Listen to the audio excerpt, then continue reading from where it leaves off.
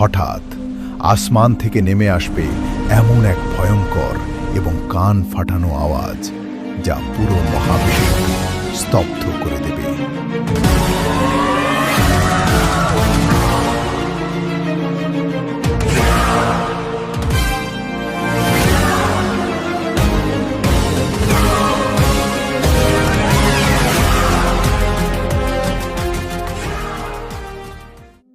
দিনটি হবে আর 10টা সাধারণ দিনের মতোই। বাজারে ক্রেতা বিক্রেতারা দরদাম করবে। দুজন মানুষ হয়তো একটি কাপড় মেলে ধরে দামাদামি করবে, কিন্তু সেটি আর ভাঁজ করে ব্যাগে রাখার সুযোগ পাবে না। এক ব্যক্তি হয়তো তার উটের জন্য চৌবাচ্চায় পানি ভরবে, কিন্তু সেই পানি পান করানোর সময় সে আর পাবে না। আরেকজন হয়তো এক লোকমা খাবার নিজের মুখের দিকে তুলে ধরবে, কিন্তু সেই খাবার আর তার পেটে পৌঁছাবে না। হঠাৎ আসমান থেকে নেমে আসবে এমন এক ভয়ঙ্কর এবং কান ফাটানো আওয়াজ, যা পুরো মহাবিশ্বকে স্তব্ধ করে দেবে। এই আওয়াজ কোনো বোমার নয়, কোনো প্রাকৃতিক দুর্যোগেরও নয়। এটি হলো আল্লাহর নির্দেশে মহাপ্রলয়ের প্রথম সংকেত, হযরত ইসরাফিল আলাইহিসসালামের শিঙার ফুঁক। যে আওয়াজের প্রথম ধাক্কায় মানুষের হৃৎপিণ্ড ভয়ে কেঁপে উঠবে। গর্ভবতী মায়েরা আতঙ্কে তাদের গর্ভের সন্তান খালাস করে ফেলবে। মায়েরা ভুলে যাবে তাদের বুকের শিশুদের কথা। মানুষ মাতালের মতো এদিক ওদিক ছুটতে থাকবে, অথচ তারা নেশাগ্রস্ত থাকবে না। আজ আমরা জানব সেই ভয়ঙ্কর দিনের আদ্যোপান্ত। কি ঘটবে শিঙায় ফোঁক দেওয়ার প্রথম সেকেন্ডে? কিভাবে ধ্বংস হবে এই বিশাল পৃথিবী, সূর্য, চাঁদ এবং গ্যালাক্সি? আর মৃত্যুর পর যখন পুনরায় আমাদের জীবিত করা হবে, তখন হাসরের ময়দানে আমাদের অবস্থা কেমন হবে? চলুন কোরআন ও সহিহ হাদিসের পাতা থেকে জেনে নিই মহাপ্রলয়ের সেই শিহরণ জাগানো বর্ণনা, যা শুনলে আপনার রাতের ঘুম হারাম হয়ে যেতে পারে। কিয়ামত হঠাৎ করেই চলে আসবে না। এর আগে আল্লাহ তাআলা মানুষকে বহু সতর্কবার্তা বা আলামত দেবেন।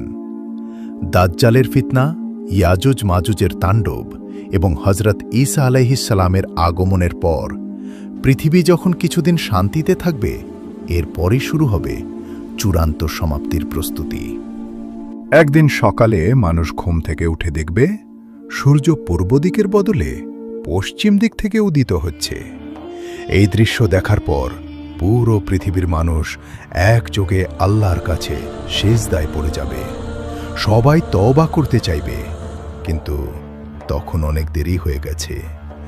পশ্চিম দিক থেকে সূর্য ওঠার সাথে সাথেই তওবার দরজা চিরতরে বন্ধ হয়ে যাবে। এরপর আর কারো ঈমান বা তওবা কবুল করা হবে না। আল্লাহ তাআলা অত্যন্ত দয়ালু। তিনি চান না তার কোনো নেক বান্দা কিয়ামতের সেই ভয়ঙ্কর দৃশ্য নিজের চোখে দেখুক।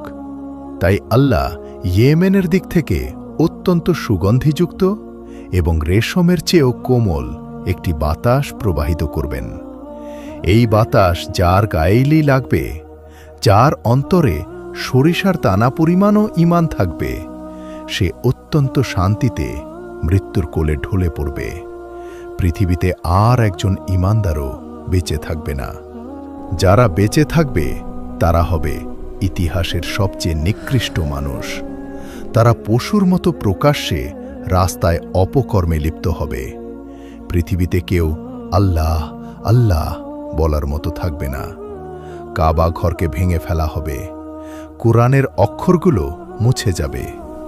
আর ঠিক তখনই সেই নিকৃষ্ট মানুষদের ওপর নেমে আসবে আল্লাহর চূড়ান্ত গজব, কিয়ামত।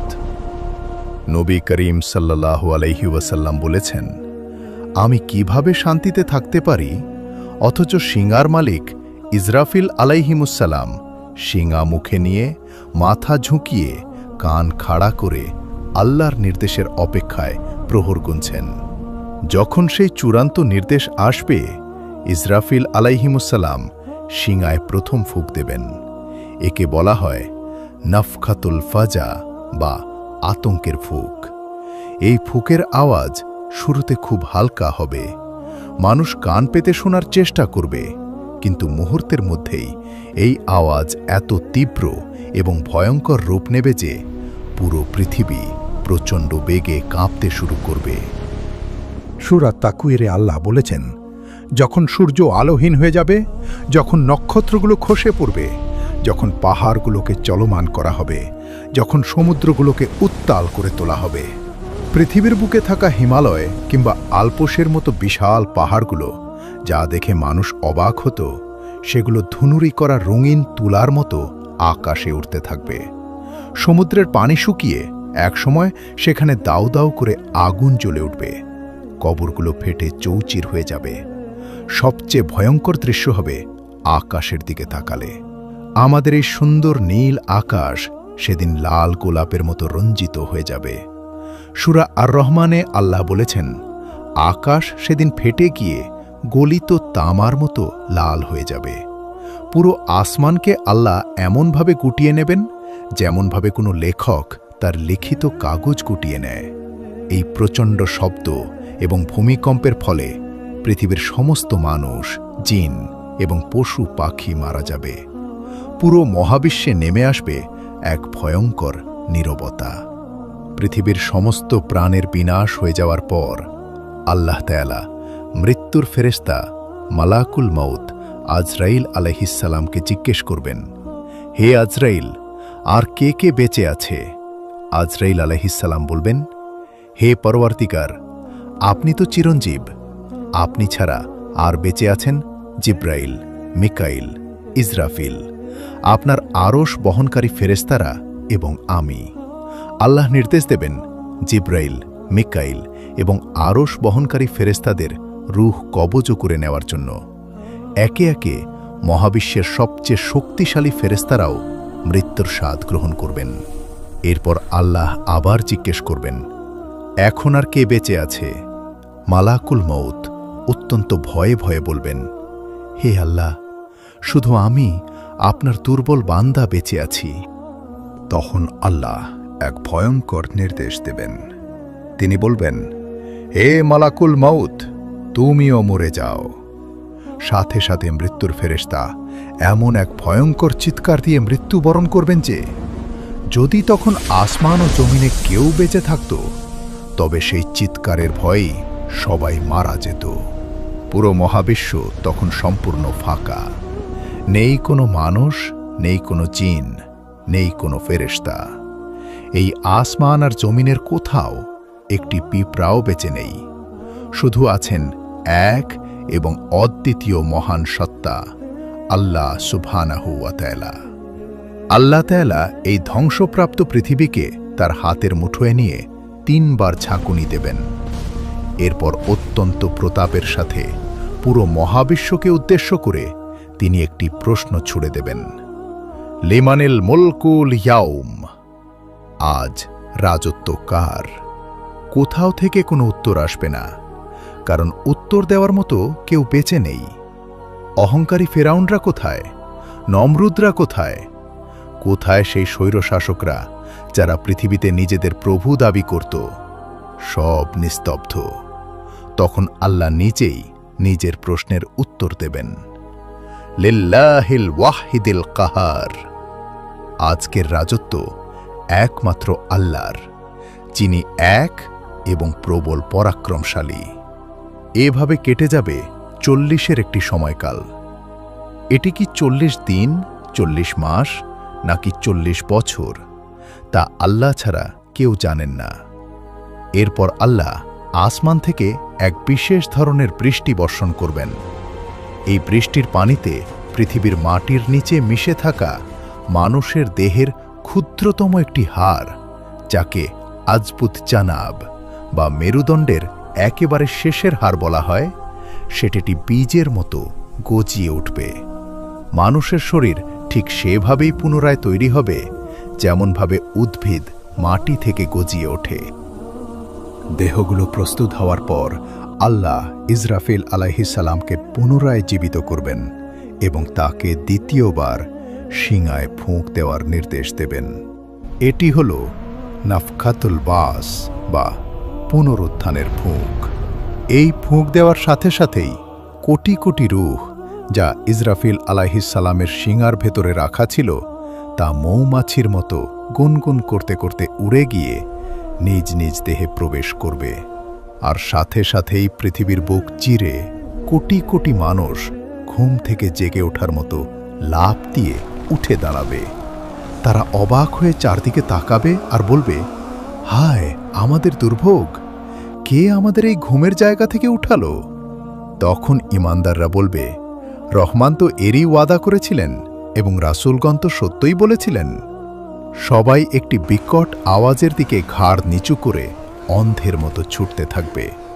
হযরত আয়েশা রাদিয়াল্লাহু তাআলা আনহা একবার নবীজিকে জিজ্ঞেস করেছিলেন, ইয়া রাসূলুল্লাহ, সেদিন কি নারী পুরুষ সবাই উলঙ্গ থাকবে? তারা কি একে অপরের দিকে তাকাবে না?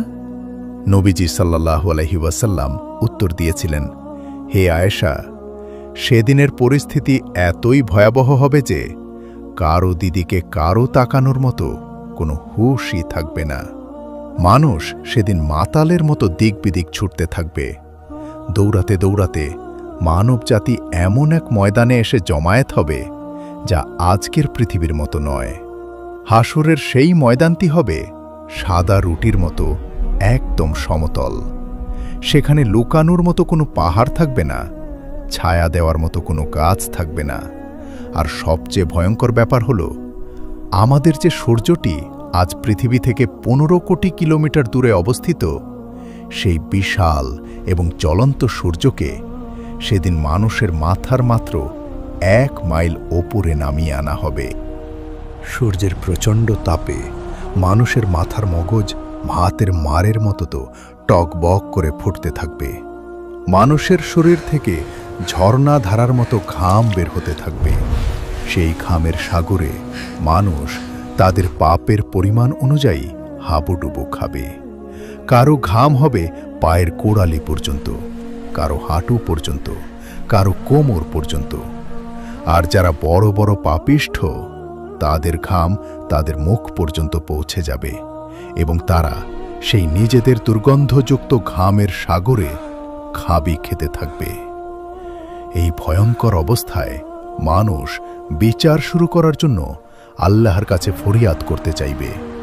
তারা ছুটবে প্রথম মানব হযরত আদম আলাইহিসসালামের কাছে, বলবে, হে আমাদের পিতা, আপনি আমাদের জন্য আল্লাহর কাছে একটু সুপারিশ করুন, যাতে অন্তত বিচারটা শুরু হয়। আদম আলাইহিসসালাম কাঁদবেন আর বলবেন, না, আজ আমি পারব না। আল্লাহ আজ এতই রেগে আছেন যা তিনি আগে কখনো হননি। আমি নিজেই তো একটা ভুল করেছিলাম। আজ আমার কি হবে আমি জানি না। তোমরা নূহ নবীর কাছে যাও। এভাবে মানুষ নূহ, ইব্রাহিম, মূসা এবং ঈসা আলাইহিসসালামের কাছে যাবে। কিন্তু সবাই সেদিন চরম ভয়ে নাফসি নাফসি, আমাকে বাঁচাও, আমাকে বাঁচাও করতে থাকবেন। পুরো মানবজাতি যখন চরম হতাশায় ডুবে যাবে, তখন তারা ছুটে আসবে আমাদের প্রিয় নবী রহমাতুল্লিল আলামিন হযরত মুহাম্মদ সাল্লাল্লাহু আলাইহি ওয়াসাল্লামের কাছে। সেদিন একমাত্র তিনিই বলবেন, আনা আলাহা, অর্থাৎ হ্যাঁ, আমি আজ সুপারিশ করার জন্য। নবীজি সাল্লাল্লাহু আলাইহি ওয়াসাল্লাম আল্লাহর আরশের নিচে গিয়ে সিজদায় লুটিয়ে পড়বেন এবং এমন সব ভাষায় আল্লাহর প্রশংসা করবেন যা আগে কাউকে শেখানো হয়নি। তখন আল্লাহ তাআলা বলবেন, হে মুহাম্মদ, আপনি মাথা তুলুন, আপনি চান আপনাকে দেওয়া হবে, আপনি সুপারিশ করুন, আপনার সুপারিশ গ্রহণ করা হবে। এরপর শুরু হবে ইতিহাসের সবচেয়ে বড় এবং চূড়ান্ত আদালত, যেখানে বিচারক স্বয়ং রাব্বুল আলামিন। বিচার শুরু হলে মানুষের আমলনামাগুলো উড়ে এসে তাদের হাতে পড়বে। যারা নেককার তাদের ডান হাতে বই দেওয়া হবে, আর যারা পাপিষ্ঠ তাদের বাম হাতে বা পেছনের দিক থেকে বই দেওয়া হবে। মানুষ তাদের বই পড়ে অবাক হয়ে বলবে, হায় আমাদের দুর্ভাগ্য, এ কেমন বই! ছোট বড় কোনো গুনাহই তো এতে লিখতে বাদ দেওয়া হয়নি। এরপর মিজানের পাল্লায় মানুষের আমলগুলো মাপা হবে। সরিষার দানা পরিমাণ ভালো কাজ বা খারাপ কাজ সব কিছুই ওজন করা হবে। সবশেষে মানুষকে পার হতে হবে পুলসিরাত। এটি হল জাহান্নামের আগুনের ওপর দিয়ে বিছানো একটি সেতু, যা পার হয়ে জান্নাতে যেতে হবে। এটি চুলের চেয়েও চিকন এবং তলোয়ারের চেয়েও ধারালো। চারদিক থাকবে চরম অন্ধকারে ঢাকা। ঈমানদারদের তাদের ঈমান অনুযায়ী আলো দেওয়া হবে। কেউ বিদ্যুতের গতিতে, কেউ ঘোড়ার গতিতে, কেউ বা দৌড়ে এই সেতু পার হয়ে জান্নাতে পৌঁছাবে। আর যাদের ঈমান নেই, যারা দুনিয়াতে আল্লাহর অবাধ্য ছিল, তারা এই ধারালো সেতু পার হতে গিয়ে কেটে টুকরো টুকরো হয়ে নিচে সেই ভয়ঙ্কর জাহান্নামের আগুনে গিয়ে পড়বে। প্রিয় বন্ধুরা, কিয়ামতের এই ভয়ঙ্কর বর্ণনা কোনো গল্প নয়, এটি আমাদের ভবিষ্যতের সবচেয়ে অকাট্য সত্য। এই দিনটির মুখোমুখি আমাদের সবাইকে হতেই হবে। একবার নিজেকে প্রশ্ন করে দেখুন তো, যেদিন পাহাড়গুলো তুলার মতো উড়বে, যেদিন নবীরা পর্যন্ত ভয়ে কাঁপবেন, সেদিনের জন্য আমরা কি প্রস্তুতি নিয়েছি? আমাদের এই ক্ষণস্থায়ী জীবনের অহংকার, ধন সম্পদ, ক্ষমতা, কিছুরই কি সেদিন কোনো মূল্য থাকবে? এখনো সময় আছে। আল্লাহ তাআলার তওবার দরজা এখনো খোলা। আসুন আমরা আমাদের জীবনের হিসাবগুলো মিলিয়ে নিই, এর আগেই যে আমাদের হিসাব নেওয়ার দিন চলে আসে। বন্ধুরা, আজকের এই ভিডিওটি বানাতে আমাকে অনেক পরিশ্রম করতে হয়েছে। কোরআন ও হাদিসের এই সত্য কথাগুলো যদি আপনাদের হৃদয়কে একটুও নাড়াবিয়ে থাকে, তবে ভিডিওটিতে একটি লাইক দিন এবং আপনার প্রিয়জনদের সাথে শেয়ার করে তাদেরও সতর্ক করার সুযোগ দিন। কিয়ামত বা পরকাল সম্পর্কে আপনাদের মনে আর কি কি প্রশ্ন আছে, নিচে কমেন্ট করে আমাকে জানান। ইসলামের এমন অজানা এবং শিহরণ জাগানো বিষয়গুলো কোরআন হাদিসের আলোকে জানতে আমাদের চ্যানেলটি সাবস্ক্রাইব করে বেল আইকনটি ক্লিক করে রাখুন। দেখা হবে পরবর্তী ভিডিওতে। আল্লাহ আমাদের সবাইকে হাসরের ময়দানের সেই ভয়ঙ্কর বিপদ থেকে রক্ষা করুন এবং নবীজির শাফায়াত নসিব করুন। আমিন। আল্লাহ হাফেজ।